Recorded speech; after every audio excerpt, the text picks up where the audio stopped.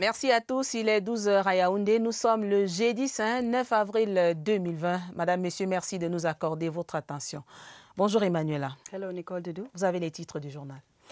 Good morning, ladies and gentlemen. A quick check on our headlines. Traders and buyers in the Mfundi, Mokolo and Central markets in Yaoundé rated far below average in the respect of measures to curb the spread of COVID-19 in Cameroon. Not all of them are wearing face masks, as is recommended. Respecting social distances is still wanting, and not many wash their hands on a daily basis. Our reporters observed this early today and should be coming up with their discoveries in this newscast. At the time, Cameroon stands at 730 infections of COVID-19 in the country. We receive on the midday news Professor Pascal Foreman. He is a medical doctor to share useful tips on how to stop the spread of this disease among Cameroonians. And today is Holy Thursday, the beginning of the Easter Triduum, a period Christians shall be observing the solemnity in their homes due to the spread of coronavirus in Cameroon. But our feature page takes you to discover the talents of a young Cameroonian who uses his drawings to evangelize. Those are our headlines. Emmanuela, vous avez la première partie du journal. Exactly, Nicole Doudou. We take you straight off to the Yaoundé Central markets, the Mokolo, as well as the Mfundi markets, where traders are yet to fully apply the measures put in place by the Cameroon government to stop the spread of coronavirus in the country, while a few others wear face masks, wash their hands regularly, and observe social distancing. Many others still fall below the line. Joyce Tata went finding out in our report. 2 days after Yaoundé City Mayor signed a communique rendering obligatory the wearing of face masks in markets while observing 1 meter social distancing, the order falls on some obedient vendors. These measures are effective here in Mokolo Market. I have bought my face masks, which I wash from time to time, and I observe proper distance from my customers. I ensure I wear my face mask and gloves as prescribed by the authorities. But as we see, evidently prodigal sons still exist, each of them having their reasons. I say Mexican. I don't have money to buy for mask. I'll buy one, just that is I don't want these thick ones because they block me. I cannot breathe well. I can't wear a face mask because I have respiratory problems, so I just endeavor to observe proper hygiene. Still, respecting such an order first and foremost is for everyone's safety, customers say, even though challenging at times. We should wear our safe mask to protect ourselves. It's not easy to observe 1 meter distance because there are many people in the market. New businesses have emerged, individual creativity at play to sound a note of warning to the recalcitrant ones that COVID-19 is a fact and therefore being on guard puts one on the safe side. They need to know that exposing themselves means exposing others.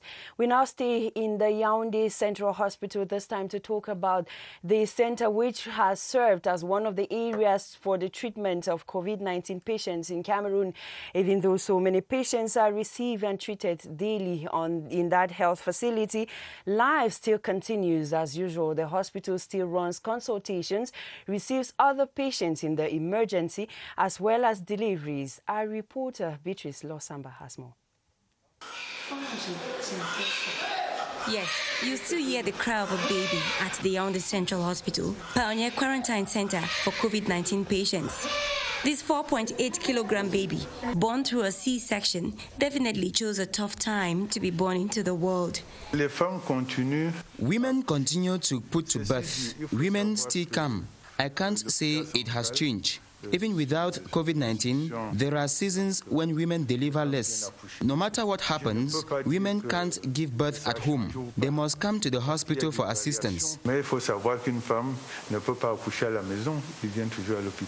is clear the coronavirus pandemic is setting the agenda in this hospital, which has had to reserve over 200 beds for COVID-19 cases.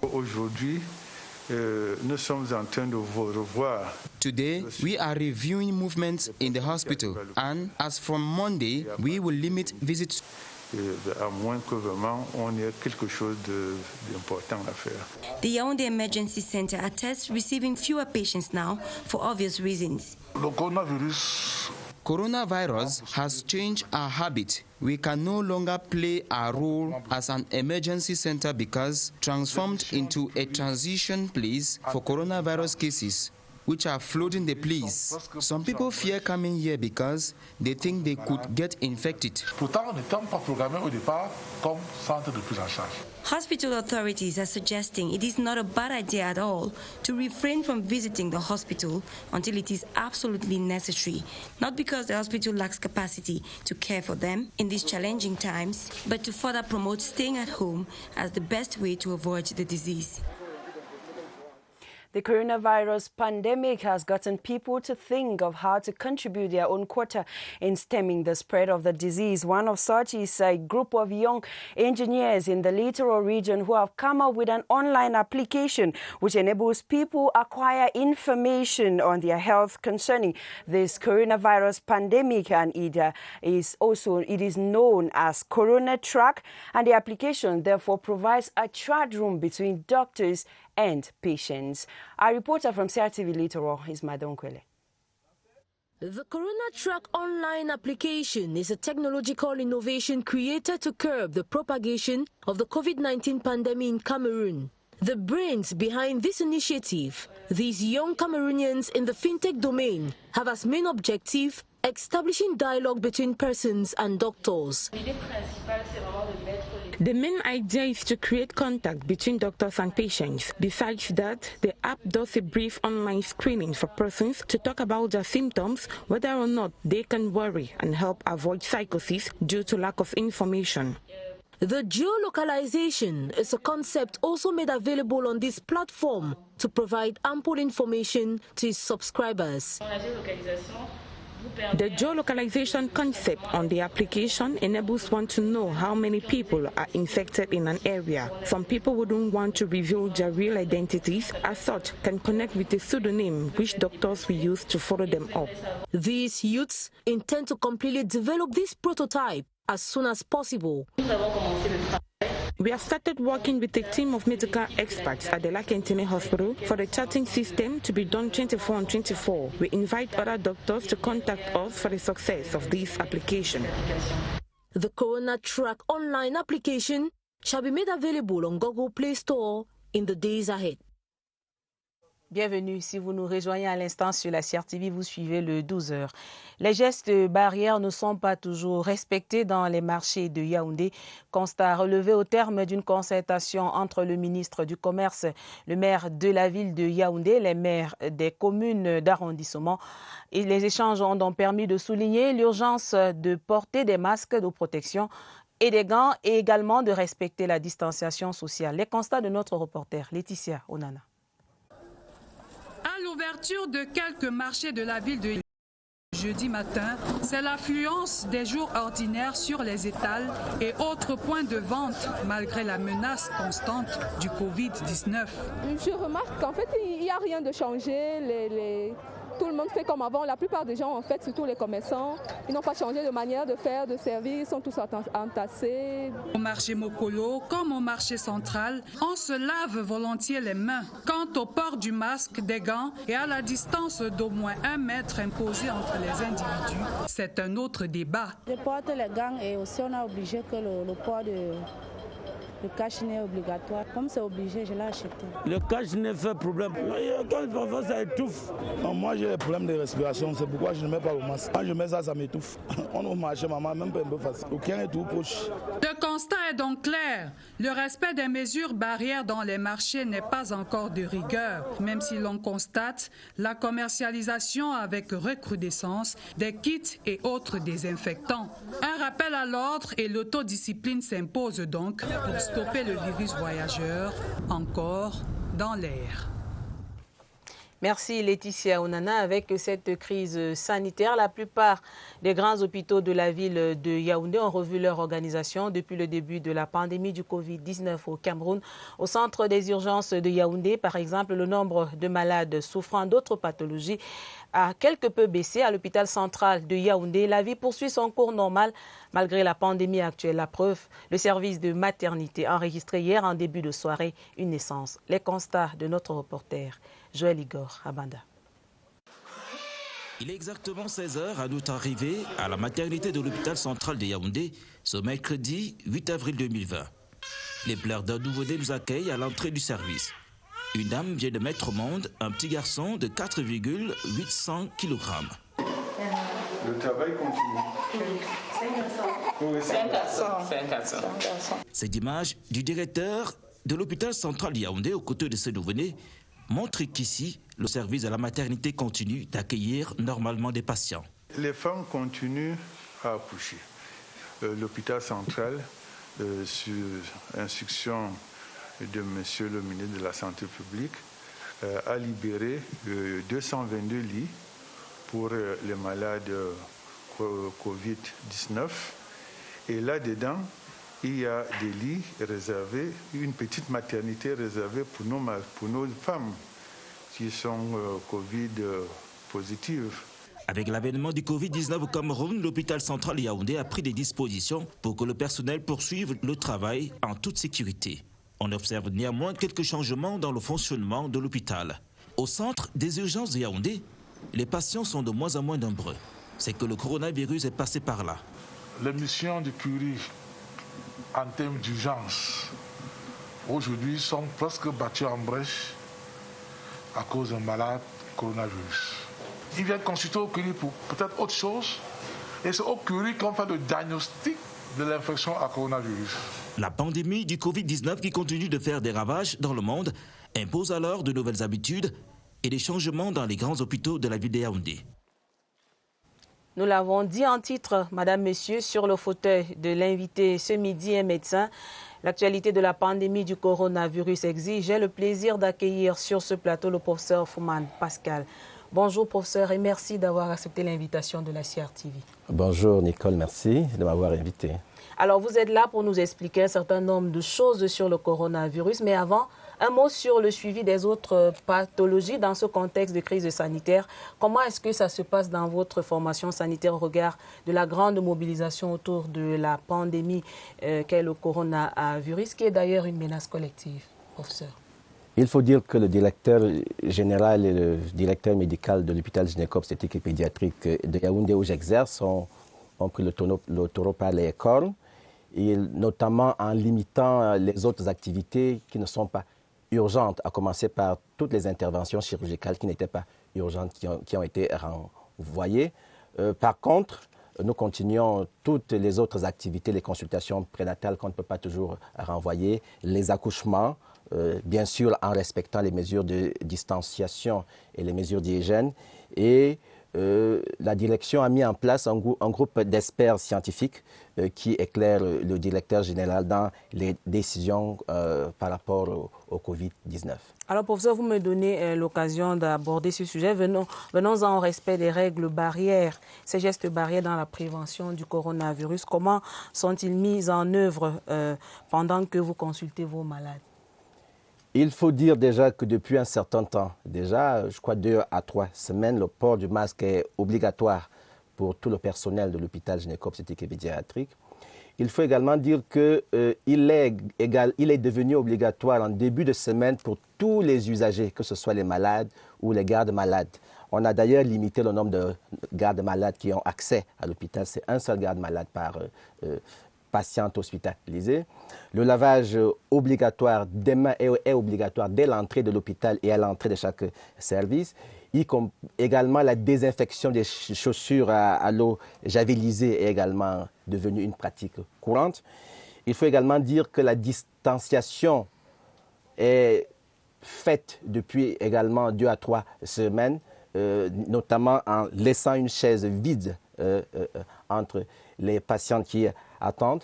L'utilisation du gel hydroalcoolique et le lavage de mains est également systématique avant et après avoir consulté ou examiné un patient. Mais enfin, il faut également dire que la literie, un soin particulier est porté au changement de la literie, notamment en privilégiant la literie les à l'aise à usage unique. Alors, merci, professeur. Ça nous rassure, toutes ces dispositions qui sont prises du côté de votre formation sanitaire pour contrer la propagation du Covid-19. Et le ministre de la Santé publique, le docteur Manaouda Malachi, qui recommande vivement aux populations le port des masques de prévention. Alors, que vous suggère la courbe croissante du nombre de cas de Covid-19 au Cameroun? En un mois, on est passé d'un cas à plus de 700, professeur. Alors, j'aurais en tant que scientifique 3 commentaires sur ce point. Il faut dire que la pente que suit le Cameroun est la même courbe épidémique que l'on a observée dans les pays qui nous ont précédés dans cette épidémie, malheureusement. Le deuxième commentaire, c'est que c'est un nombre le nombre de cas est forcément sous-évalué. Déjà, en raison des caractéristiques cliniques de la maladie, je ne vous apprends rien si je vous dis que 80% des personnes qui rentrent en contact avec le virus ne présentent aucun symptôme et donc ne sont pas détectables. Et en même temps, si on y ajoute des difficultés logistiques liées notamment à la disponibilité des tests et aux équipes qui sont submergées, on peut comprendre que ces chiffres sont forcément sous-évalués.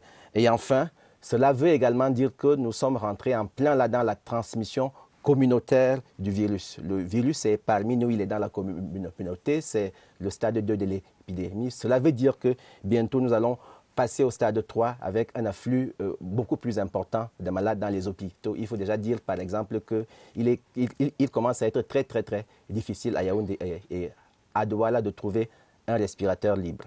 Alors, c'est l'occasion d'en appeler à la vigilance de tout un chacun et surtout de demander aux populations de respecter ces règles barrières. Alors, professeur, en l'absence d'un vaccin, on observe une ruée des Camerounais vers ces recettes de grand-mère, gingembre, ikouk, aloès vera. On ne sait pas si cela a des vertus à titre préventif ou thérapeutique. Qu'en pensez-vous?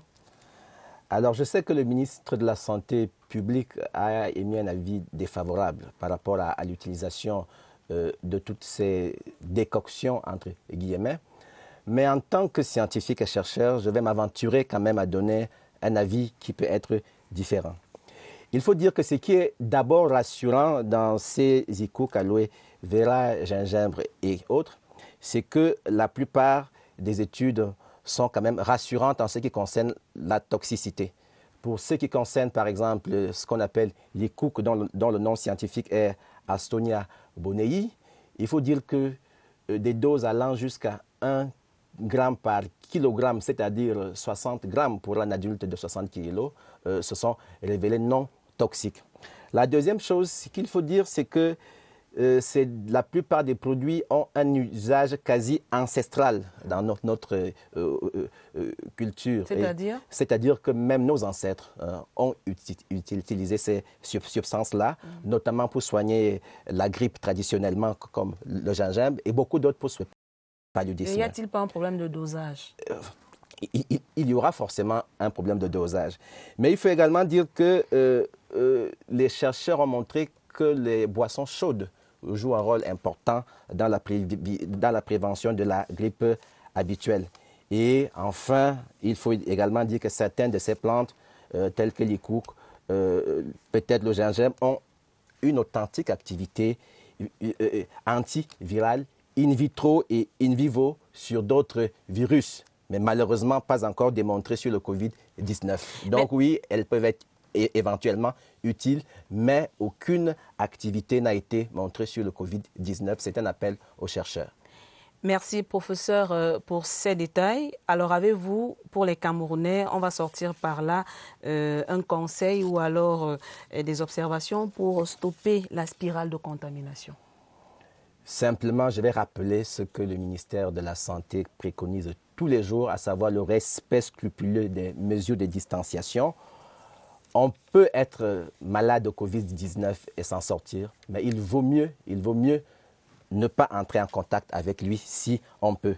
Mais également, il faut recommander le recours précoce au système mis en place par les autorités, à savoir appeler le 1510, dès les premiers signes. Et les premiers signes, il faut quand même savoir qu'ils sont. C'est la sensation de fièvre alors que la température est normale, une gêne ou une douleur à la gorge, mais surtout le nez bouché. La toux, les difficultés respiratoires et la diarrhée sont des signes qui apparaissent tardivement. Merci, professeur Fouman Pascal, d'être passé sur la CRTV, éclairer notre lanterne sur le Covid-19. Vous restez avec nous. Merci d'être passé. Manuela, vous avez la suite du journal. We now take you to the east region of Cameroon, where the population of that part of the country is still grappling with the measures taken by the governor to prohibit the drinking of beer and other soft drinks on the spot. While the dealers are crying for losses incurred as a result of this, other inhabitants think it is the better way to keep COVID-19 on the check. Elizabeth Mbombo-Niabo has more.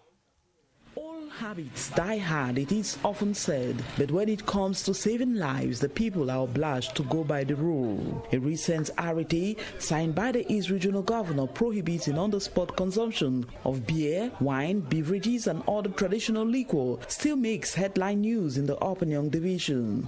Comme measure, the governor will make effort to sensitize the population. Je ne peux pas dire que ça m'arrange, mais si c'est... I cannot say I'm comfortable with it, but if it is a measure to enable us to stay safe from the virus, we are bound to bear. De la maladie, nous sommes obligés de supporter. Barring the way to COVID-19 pandemic in the East region remains a major preoccupation to the administrative authorities as they spare no effort to make the population comply. The bars are effectively closed every day at 6 p.m. and we were going far from this measure to let people not be around, not be out after 7 p.m. Some of these repressive measures, the business operators attest is having a negative consequence on their activities. It is going to disturb us greatly because we take care of our families through this activity, so we don't know how to go about it.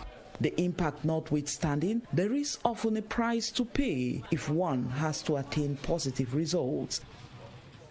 From the east to the northwest region, where the population of Bamenda have readjusted their activities since the days after news broke out that the first case of coronavirus had been confirmed in the region.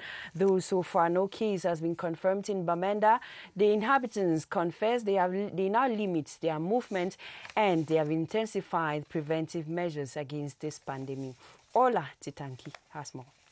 The news of one confirmed case of the coronavirus disclosed by the Northwest Regional Delegate for Health Monday, April 6th is now a topic for discussion on every lip in the city of Bamenda. The inhabitants have been gripped by fear. Most of the city dwellers are now on the alert and they are ready to double their efforts so as not to get themselves contaminated.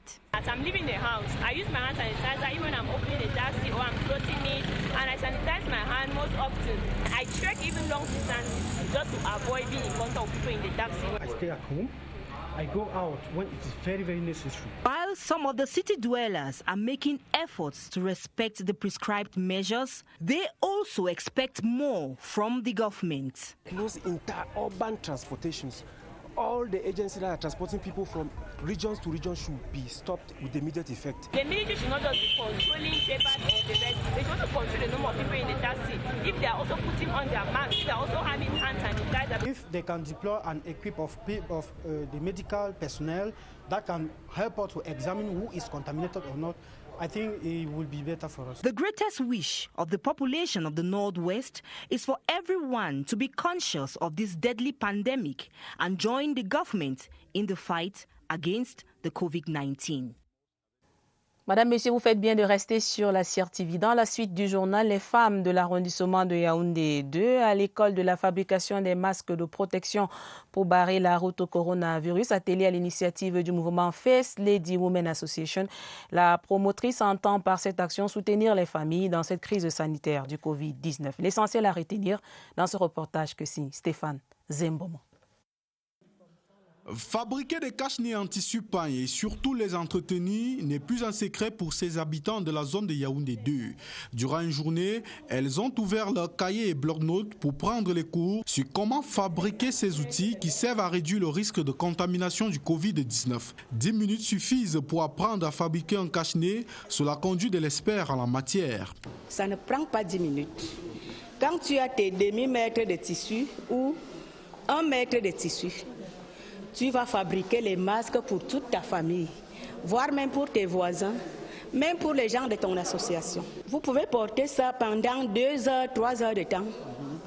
Vous lavez, vous séchez, vous repassez avant de reporter. 30 personnes au total, leaders de divers regroupements et associations, prennent part à cet atelier qui leur donne des capacités et les moyens pour lutter efficacement contre la menace du coronavirus.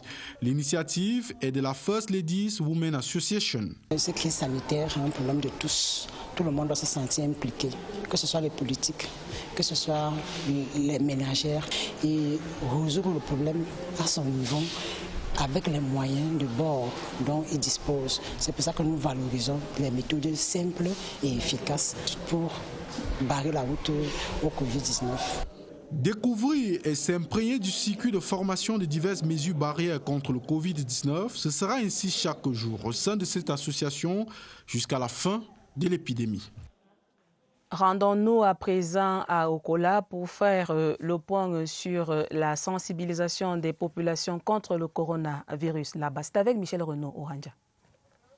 La santé des populations est un atout pour le développement. Face à la pandémie du Covid-19 qui a un impact dans le quotidien des populations, les autorités administratives et municipales de l'arrondissement d'Okola ont engagé une campagne de sensibilisation de 2 semaines. Question de faire comprendre aux populations le danger que revêt le coronavirus. La pandémie Covid-19 pourra être évitée à une seule condition, si nous respectons toutes les mesures prescrites par le gouvernement de la République, pour que, au plus profond des renseignements d'Okola, que chaque population sache que cette pandémie existe et que cette pandémie peut être évitée si et seulement si toutes les directives, mesures prescrites par le gouvernement de la République sont respectées. Dans chaque localité, les autorités exhortent les populations au respect des règles d'hygiène. Nous avons jugé utile d'accompagner chaque point critique, chaque administration, chaque chefferie. Et la deuxième étape consistera à former les pères éducateurs et les comités de vigilance au niveau de chaque village. Dans la même veine, des bonbons à robinet, des gels hydroalcooliques, des cache-nez et des cartons de savon sont distribués aux populations. Like you heard on our headlines, today is Holy Thursday, the beginning of Easter Triduum for Christians of the Roman Catholic Church. Yet the usual reverence and solemnity that usually go with this event will be absent in Yaoundé. The Archbishop has announced this because there will be no Holy Mass for the Christians in churches. His Grace Jean Barga has however told the Christian population to remain home and respect this as a family. Alice Baywers for the press briefing. The usual procedure followed during the celebration of the Holy Week will have to observe some changes due to the coronavirus. Media practitioners have been told. The Metropolitan Archbishop of Yaoundé announced the changes in a press conference, saying they take effect from today. I want to insist on the fact that the best prayer is a personal relation with God. The community is very important in the church, but we can continue to insist that it is wise to respect public recommendations for the salvation of our lives and to follow the celebration in the TV, in all the medias. For Holy Thursday, Good Friday and Holy Saturday, Christians have been encouraged to engage more in prayers at home. These 3 days, just one celebration, we will respect this tradition. On Sunday, the Easter, it is possible that priests can celebrate masses as much as possible. For the Triduum, we invite the people of God to pray 50 in the church, the others in the family. The most important thing is your personal relationship with God. While hoping Christians respect the guidelines, His Grace Jan Barker has prayed for the Holy Spirit to guide the lives of all Christians and help save the world from this pandemic. Les chrétiens du monde observent le Jeudi Saint. Ce 9 avril 2020, semaine sainte en but à la pandémie du Covid-19. Le Jeudi Saint est le jour de célébration de la Sainte Seine, l'Eucharistie, le repas où Jésus a béni le pain et le vin pour la première fois avant la fête de Pâques. Les chrétiens se rappellent aussi que le Christ a lavé les pieds de ses apôtres en signe d'humilité et de service. La page magazine qui épouse le Triduum pascal, entamée donc aujourd'hui, fait un clin d'œil à un artiste peintre qui utilise dans son pinceau au service de l'Évangile. Et c'est avec notre reporter Jacques Badian. Si vous faites un tour à l'église catholique Saint-Pierre et Paul de Simbok, au quartier Mendong, dans la circonscription administrative de Yaoundé 6e, vous serez sans doute émerveillé. Et car les icônes qui meublent ce lieu de culte sont l'œuvre du jeune Calvin Vundi. Des tableaux que l'on croirait avoir été réalisés par des peintres les plus capés de l'Occident. Mais tout commence dès son jeune âge, alors que Jean-Calvin Vundi s'amusait encore sur la cour des récréations de son village natal, comme tout gamin de sa tranche, rêvant être agriculteur.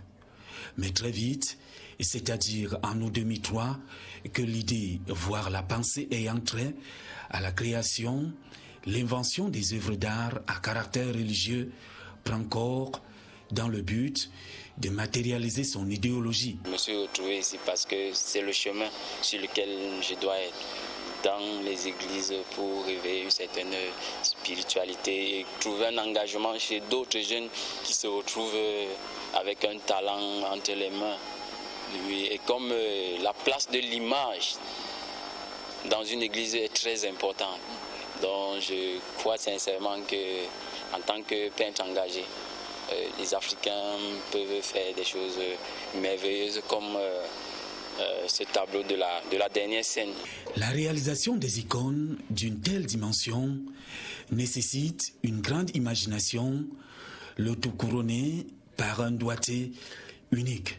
J'aborde toutes les églises, donc que ce soit les églises dites catholiques, romaines, orthodoxes, pentecôtistes, islam, bouddhistes. Donc je suis dans une sphère spirituelle. Jean-Calvin Vundi, un modèle pour jeunes. Il a à son actif 6 jeunes qu'il emploie. Originaire de la région du Sud, département de l'Océan, 42 ans révolus et père de 3 enfants. And those beautiful images that we wrap up this edition of the Midday Bilingual News on the CRTV. Thanks for watching. We'll be back again tomorrow to serve you. See you tomorrow, Nicole. Merci Emmanuela, Madame, Monsieur, bon Triduum pascal aux chrétiens. Merci d'avoir suivi. À demain, 12h.